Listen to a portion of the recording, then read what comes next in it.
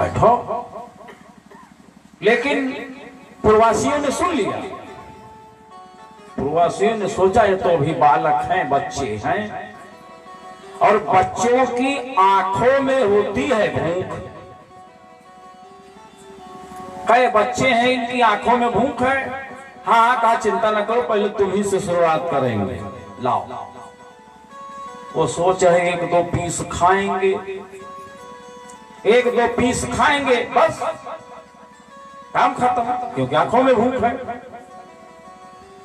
एक प्लेट दी एक को, तो देते तो देर लगी, लेकिन खाते देर।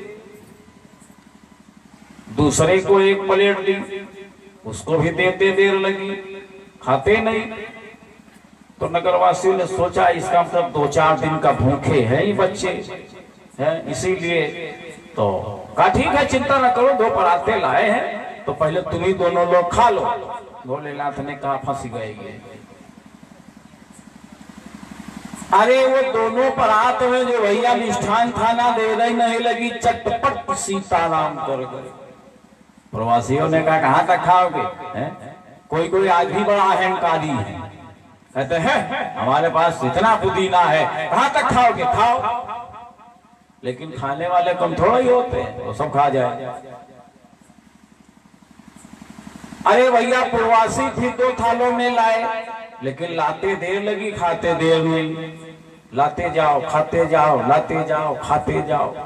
जितना मिष्ठान बना था ना, वो 2 ही शुक्र और शनिश्चर मिलकर खा गए।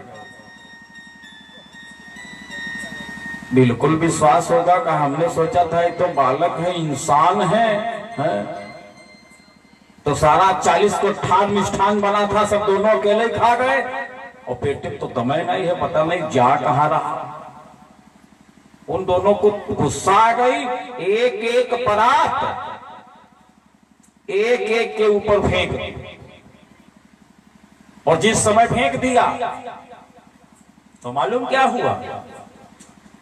शुक्र शनिश्चर ने देखा है तो अच्छा पापड़ आया है, अच्छी पापड़ की व्यवस्था है यहाँ पे। उठाई परात और चर चबा गए। दोनों पराते दोनों भैया शुक्र और शनिश्चर ने चबा डाली। कहा वाह, इस परात में तो बड़ा अच्छा टेस्ट है। पापड़ समझकर चबा गए। अब तो बिल्कुल विश्वास हो गया इंसान नहीं, बिल्कुल शैतान है। अरे तो नाश्ते की बात बता रहा हूं, जब खाने की व्यवस्था हुई थी ना, तो सारा सामान खा गए थे, कुछ नहीं बचा था। यहां तक सारी पतली खा गए, सारी पतली खा गए। अरे कहा ये तो सब पतली है, मोटी लाओ। बोलो, यानी पतली खा गए और कहते हैं मोटी लाओ। ना दाल ही बचा, ना भात ही बचा, सब खुल्ली खुल्ला खाई गए।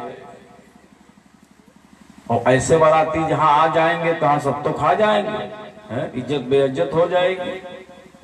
भोलेनाथ ने जब बहुत डांटा तब वो शांत हुई। ये तो नाश्ते की व्यवस्था। उसके बाद वो सुंदर लोकाचार जो होता है ऐपनवारी का भी हुआ। ऐपनवारी के बाद अगवानी का नंबर आ गया। बलुआ आया, भैया चलो अगवानी की व्यवस्था हो गई है, चलो अगवानी लेकर के। अब भोलेनाथ जो है बूढ़े बैल के ऊपर सवार हुए। सारे अपने अपने वाहन जो है स्थगित करके चलते हैं, केवल भोलेनाथ ही अपने सवारी पे हैं और सभी पैदल हैं। अगवानी जा रही है और उधर दरवाजे पर बड़ी व्यवस्था है। जितनी नारियां हैं वो सब आरती का थाल सजाए दरवाजे पर खड़ी है। मैना भी जो है एक आरती का थाल सजाए खड़ी है कि मेरा भी दामाद आ रहा है, मैं अपने दामाद की आरती करूंगी। और इधर भोलेनाथ जो है दरवाजे पर आ गए। एक रस्म होती है अगवानी में, वो रस्म सबसे पहले कन्या करती है। कन्या वो रस्म पूरी करती है, धान जो है ले जाकर के फेंकती है, लेकिन अब धान नहीं फेंकती है। अब जौ कहो फेंक दे, कहो गेहूं ही फेंक दे, कहो चावल ही फेंक दे, यानी जो कुछ मिल जाए जैसी तारा। और कहो बुआरन जो सकिला दे, बेचारे बतराती कोनो कोनो अंधरा हो जाए, आखिर कौन गिर जाए, मनो होगा एक नाल देर लगा कि कहो एक नाल हो जाए, लेकिन उतने हिते नहीं लेना देना है, उनका तो छापे है खाली।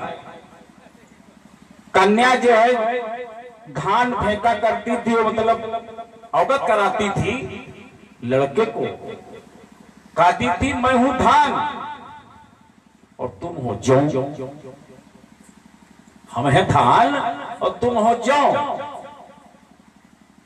यानी एक खेत में बोई गई और उखाड़ करके दूसरे खेत में लगाई गई, और तुम हो जौ, एक ही खेत में बोए गए, एक ही खेत में काटे गए। यही कथा हम एक जगह कह रहे थे, लेकिन तब तक एक बीच में उठकर खड़ा हुई, उसने कहा महाराज एक बात बताओ, लड़की तो मान लिया धान है, लड़का जौ है, ये सब ठीक है, लेकिन हमने देखा है सुना है कोनो कोनो क्या घर बैठा बैठे, अच्छा उनको आए, और हम कहा सासुरी तो प्रश्न बड़ा विलक्षण है? और बातों सही भाई, कन्या जो है वो धान है और लड़का है जौ, लेकिन जो घर बैठा बैठे भी को है, सोचने वाली बात है। लेकिन श्रोता बंधु, आज अगवानी में पार्वती जी ने तुरंत धान फेंक दिए, और दरवाजे पर जिस समय भोलेनाथ आ गए तो वहां की नारियां जितनी हैं वो क्या गा रही हैं? मंगल गीत। और देखा जाए तो भैया मंगल गीत गाओ है चाहिए, लेकिन प्रेजेंट टाइम में मंगल गीत नहीं गौती है, कहो बता दें। प्रेजेंट टाइम में मंगल गीत नहीं गाती, वो अमंगल गीत गाती है, अमंगल। जैसे लड़का है तो वो गया है, उसको दुल्हन मिलेगी, लड़के को दुल्हन मिलेगी, और लड़के को पिता को दान दहेज बढ़िया मिलेगा, लेकिन बाराती काहे जाते? बाराती तो माल काटने जाते हैं, पूरी पुआ छानेंगे, रसगुल्ला खाएंगे, छेना उड़ाएंगे, छोला भटूरा खाएंगे, लेकिन वो बेचारे खा ही नहीं पाते हैं। और पहले अगवानी में उनको कुछ और खाने को मिलता है, या यूं कह लीजिए वार्तालाप करती हैं नारियां अगवानी में, और कहती क्या है बारातियों, मेरी बात सुनो, क्या कहती है कि कौन गलिया से आयो बरती हो, कहा गलिया कहो कैसी जी, कौन गलिया से आयो बरती हो, कहा गलिया कहो कैसी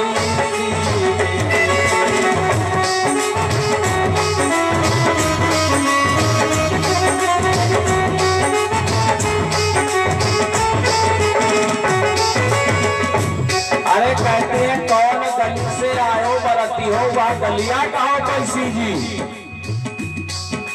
काट कटीले मन झटकीले, पारा झटी पारा झटी आयो जी, काट कटीले मन झटकीले, पारा झटी पारा झटी आयो जी।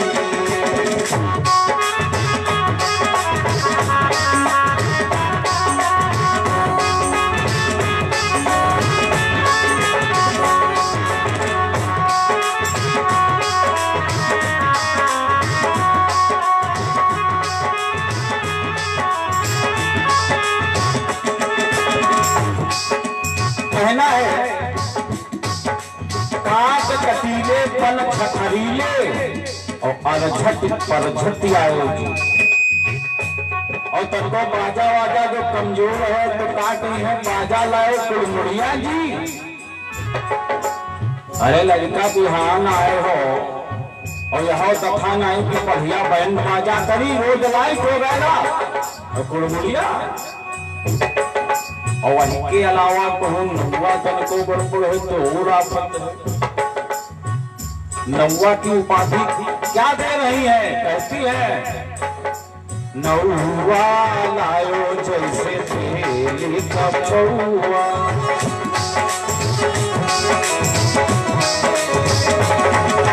अरे राम राम बबलू तेली क्या पौवा तेलू नपौला देखा।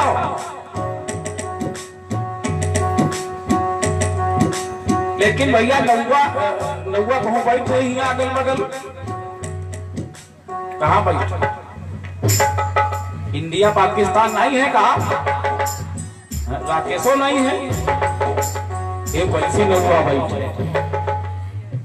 लेकिन नौवा हो रो घबरायो न तुम, काहे थे नौवा पंडित क्या जोड़ा हो, जैस नौवा उससे पंडित। अब पंडित जाको कैसे सुनो, नौवा लायो जैसे तेली का पौवा, पंडित लायो धर्म तानाजी। नौवा लायो जैसे तेली का पौवा, पंडित लायो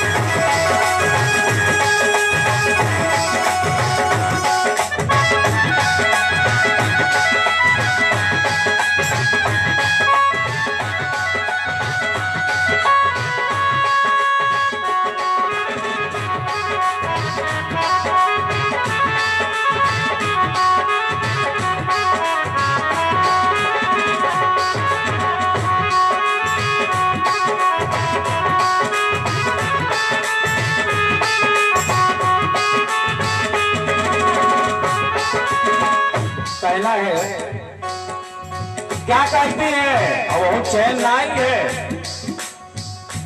तुमका इच्छू बिच्छू काटे, तुमका सांप छछूंदर काटे,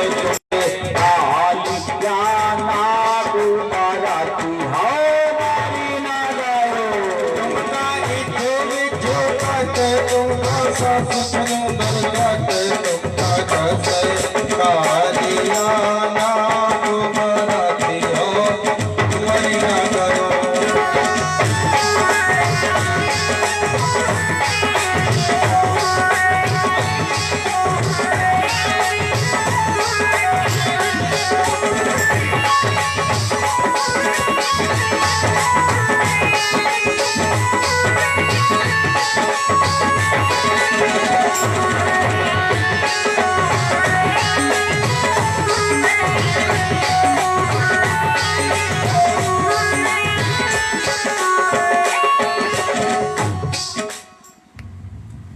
अरे कहा तुमका इच्छू बिच्छू काटे, तुमका सांप छछूदर काटे राम बाबू, और तुमका दसे कालिया नाग कहा परती हो मारी नाग। बताओ है वो वहां जो है छोला पूरी खा ले जाते हैं कि ये सब। लेकिन भोलेनाथ की अगवानी में किसी ने ऐसा कुछ नहीं किया, किया तो सिर्फ मैना ने किया। मैना ने भोलेनाथ का स्वरूप देखा नीचे से ऊपर तक।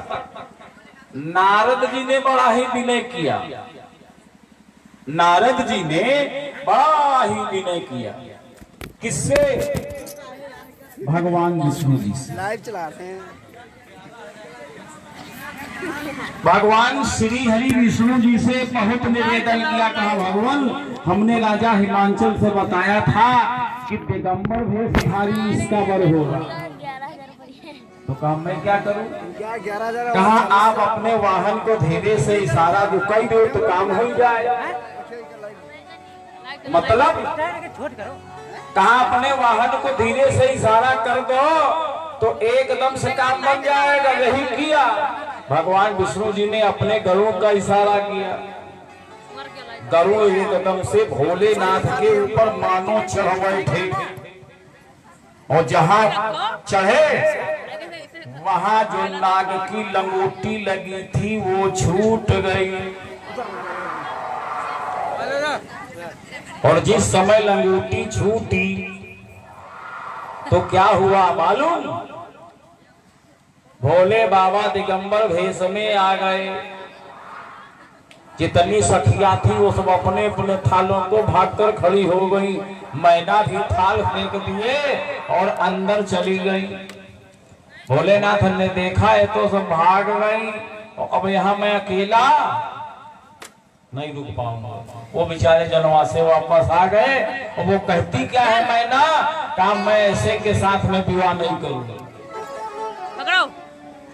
कहाँ नहीं है सदा कुंवारी ऐसे दिनवा बीतई है, लेकिन ऐसे पगला के संगमा हमारी गौरा नाही जई है।